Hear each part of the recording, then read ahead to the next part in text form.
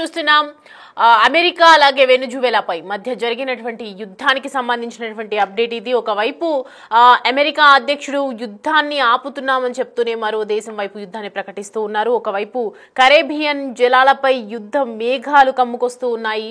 యుద్ధానికి కాలు దువ్వుతోంది అమెరికా. అయితే వెనుజువేలా ఆక్రమణ దిశగా అడుగులు వేస్తోందని అనుకోవచ్చా? మరి దీన్ని చూస్తే మనకి అర్థమైపోతుంది. అయితే జలాంతర్గాములు, అత్యాధునిక ఫైటర్ జెట్ల మహరింపు, 10,000 మంది బలగాలతో కరేబియన్ జలాల్లోకి ఒక్కసారిగా ప్రవేశిస్తూ ఉన్నాయి. ఏ క్షణమైన వెనుజువేలాపై అటాక్ జరిగే ఛాన్స్ అయితే ఎక్కువగా కనిపిస్తూ ఉంది. అమెరికా చర్యలపై ఒకవైపు వెనుజువేలా అధ్యక్షుడు స్పందిస్తూ ఉన్నారు. 7 యుద్ధాలను ఆపినట్లు పదే పదే చెప్పుకుంటున్నటువంటి అమెరికా అధ్యక్షుడు ట్రంప్ తాజాగా ఒకవైపు ఒక కొత్త యుద్ధానికి తెరతీస్తున్నారని అయితే అర్థమవుతోంది. ఈ క్రమంలో భాగంగానే కరేబియన్ సముద్రంలో భారీ యుద్ధ నౌకలు, అలాగే జలాంతర్గాములు, అత్యాధునిక ఫైటర్ జెట్లను మోహరించడం జరిగింది. ప్రపంచంలోనే అత్యధిక చమురు నిల్వలను ఉన్నటువంటి దేశం చుట్టూ ఇవి సమయం కోసం ఎదురు చూస్తూ కాచుకు కూర్చున్నాయని చెప్పొచ్చు. అయితే దీంతో కరేబియన్ జలాలపై ఒకవైపు యుద్ధ మేఘాలు కమ్ముకొస్తూ ఉన్నాయి. ఏ క్షణమైన అమెరికా దళాలు వెనుజువేలాపై చొరబడొచ్చని ఒకవైపు ప్రచారం జరుగుతుంది. అయితే వెనుజువేలా ముఠాల నుంచి మాదక ద్రవ్యాలు అమెరికాను ముంచెత్తుతున్నాయని ట్రంప్ మొదటిసారి నుంచి చెప్తూనే ఉన్నారు. కానీ అది ఎంతవరకు నిజం అనేది మాత్రం ఏ దేశాలు కూడా దీనికి యాక్సెప్ట్ చేయలేదు. తాజాగా ఆ ముఠాలను అంతం చేసేందుకు సైనిక దళాలను ఒకవైపు రంగంలోకి దింపాయని చెప్పొచ్చు. ఈ ముఠాలతో వెనుజువేలా అధ్యక్షుడు నికోలస్ మదురోకు కూడా సంబంధాలున్నాయని ఒకవైపు ట్రంప్ కార్యవర్గం ఇప్పటికే తీవ్ర ఆందోళన వ్యక్తం చేసింది. అయితే ఆయన పట్టించే సమాచారం ఇస్తే ఏకంగా $50 మిలియన్, దాదాపు 430 కోట్లు బహుమతి ప్రకటించింది. ఇటీవలే మధురో సర్కార్ కూడా ఇక రోజులు లెక్క పెట్టుకోవాలని ట్రంప్ స్వయంగా సోషల్ మీడియాలో ఒకవైపు హెచ్చరించారు. కానీ మధురో ఎన్నికను అమెరికా గుర్తించడం లేదని శ్వేత సౌథం ప్రెస్ సెక్రటరీ కరోలిన్ లెవిట్ వెల్లడించారు. దీంతో అక్కడ ప్రభుత్వాన్ని కూల్చే ఉద్దేశం కూడా ట్రంప్ కార్యవర్గానికి ఉన్నట్లు కూడా తెలుస్తూ ఉంది. అయితే ఇటీవలే డ్రగ్స్ బోటు అంటూ ఓ పడవను అమెరికా USA దళాలు ముంచేయటం జరిగింది. దీంతో 11 మంది కూడా అక్కడ మరణించడం జరిగింది. అయితే అమెరికా మోహరింపులను మధురో తప్పుపట్టడం జరిగింది. గత 100 ఏళ్లలో తమ దేశం ఎదుర్కొంటున్నటువంటి అతిపెద్ద ముప్పు అని ఒకవైపు చెప్తూ ఉన్నారు. దీనికి సంబంధించి గత 100 ఏళ్లలో తన దేశం ఎదుర్కొంటున్నటువంటి అతి ముప్పు గురించి కూడా విశ్లేషిస్తూ ఉన్నారు. అయితే 8 నౌకల్లో 1200 క్షిపణులను తమపై గురిపెట్టారని ఆరోపించడం జరిగింది. అయితే వెనుజువేలా నుంచి మాదక ద్రవ్యాల ముఠాలు పనిచేస్తున్నాయని చెప్పినటువంటి ట్రంప్ ఆరోపణలు వాస్తవమే. దళాలకు దొరికినప్పుడు కూడా ఇటు సముద్రంలో పారబోసే కొకైన్ దెబ్బకు కూడా అక్కడి షార్క్ చేపల్లో కూడా దాని ఆనవాళ్లు ఉంటున్నాయంటే అక్రమ రవాణా స్థాయిని మనం ఒక్కసారిగా అర్థం చేసుకోవచ్చు. కానీ డ్రగ్స్ ను సముద్రంలో పట్టుకొని ఇటు నిందితులను అరెస్టు చేయడానికి ఇంత భారీ సంఖ్యలో యుద్ధ నౌకలు, అలాగే ఫైటర్ జెట్లు అవసరమా అన్నదే ఇప్పుడు ఉన్నటువంటి సందేహానికి గురి చేస్తున్నటువంటి సందేహాస్పదం అనే చెప్పొచ్చు. అయితే వాస్తవానికే ప్రపంచంలోనే అతిపెద్ద చమురు నిల్వలు వెనుజువేలాలో ఉన్నట్లు నిర్ధారణ అయ్యింది ఒకవైపు. కానీ statistical review of world energy లెక్కల ప్రకారం చూసుకుంటే 2021 నాటికి ఈ దేశంలో 48,000 మిలియన్ టన్నుల చమురును కూడా గుర్తించడం జరిగింది. ఇది సౌదీలో నిల్వల కంటే అధికమని చెప్పొచ్చు. ప్రపంచం చమురులో 17% సమానం. కానీ ప్రపంచ చమురు వ్యాపారంలో ఈ దేశం ప్రపంచ చమురు వ్యాపారంలో చూసుకుంటే ఈ దేశం ఒక 0.8 అంటే 0% అనే చెప్పొచ్చు మనం అప్రాక్సిమేట్ గా చూసుకుంటే. అయితే అమెరికా అక్కడి ప్రభుత్వ రంగ కంపెనీ పెట్రోలియస్ డే వెనుజువేలా SA పై కూడా ఆంక్షలు విధించడమే దీనికి కారణంగా తెలుస్తోంది.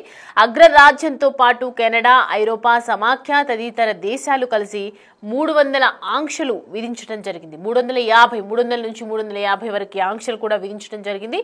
ట్రంప్ తొలిసారి అధికారంలోకి వచ్చినప్పుడు వెనుజువేలాలో చమురు రిజర్వులను అమెరికా ఒకవైపు స్వాధీనం చేసుకోవాలని కూడా చెప్పడం జరిగింది. 2017లో ఓ ఇంటెలిజెన్స్ బ్రీఫింగ్ సందర్భంగా ఆయన మాట్లాడుతూ వెనుజువేలాపై ఎందుకు యుద్ధం చేయడం లేదని ప్రశ్నించారు.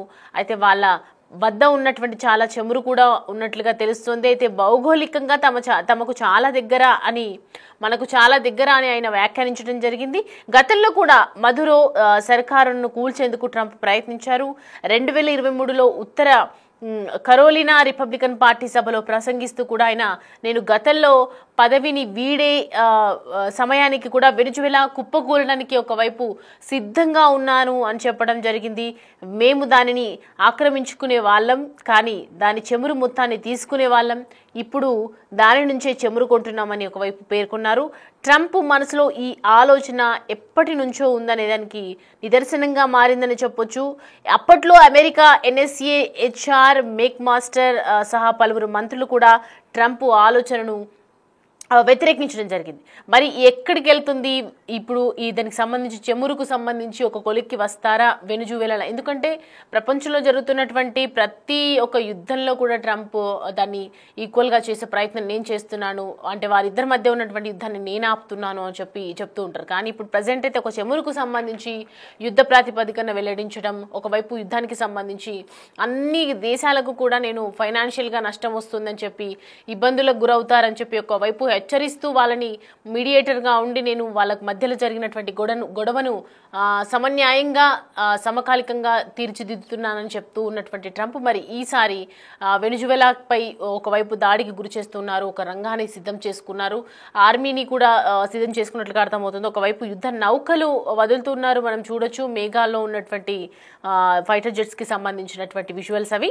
సో ప్రజెంట్ అయితే ట్రంప్ నిర్ణయాన్ని తప్పుపట్టినటువంటి ముదరోకి సంబంధించి కూడా మనము దానికి సంబంధించి కూడా వెనుజువేలాలో ప్రపంచంలోని అత్యధిక చెమురు నిల్వలపై అమెరికా ఎప్పటి నుంచో ఒకవైపు కన్ను వేస్తోంది.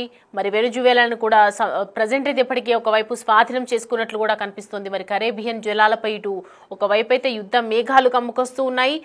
చేసుకోవాల్సినటువంటి పలుమార్లు ఉండేదని కూడా కొన్ని వ్యాఖ్యలు ఏదైతే చేశారో దానికి సంబంధించి ఎప్పటి నుంచో దాని మీద ఉన్నటువంటి కన్నుంది కాబట్టి ఎప్పటి నుంచో దీనికి సంబంధించి ప్లాన్ చేస్తున్నారు కాబట్టి మరి వెనుజువేలాలో సర్కార్ను కూల్చేందుకు కూడా ఒకవైపు చర్యలు చేపడతారు.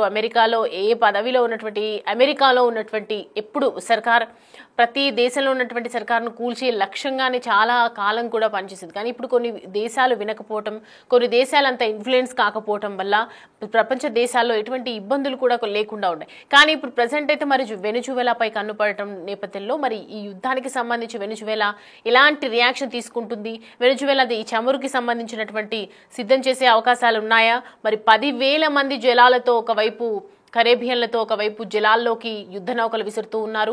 మనం చూస్తున్న విజువల్స్ లో క్లియర్ కట్ గా కనిపిస్తోంది. మరి అమెరికా అలాగే వెనుజువేలాలో మధ్య జరిగినటువంటి యుద్ధం దీనికి ఒక ఎండింగ్ కార్డ్ పడుతుందా? ఈ చెమురుకు సంబంధించి వాళ్ళు ఎలాంటి డిసిషన్స్ తీసుకుంటారు? మరి అమెరికా ఇప్పటికీ దీనికి సంబంధించి ఇంకా బయటకు వచ్చేమైనా విషయాలు వెల్లడిస్తుందా? ఇలాగే సైలెంట్ గా యుద్ధం చేస్తూ ఉంటుందా? ఈ యుద్ధానికి సంబంధించి ఒకవైపు యుద్ధం ఆపుతున్నామని చెప్తూ ఉన్నటువంటి నేపథ్యంలో మరి ఈ యుద్ధానికి తెరలేపటం అనేది ఏ విధంగా దేనికి దారితీస్తుందో చూడాలి.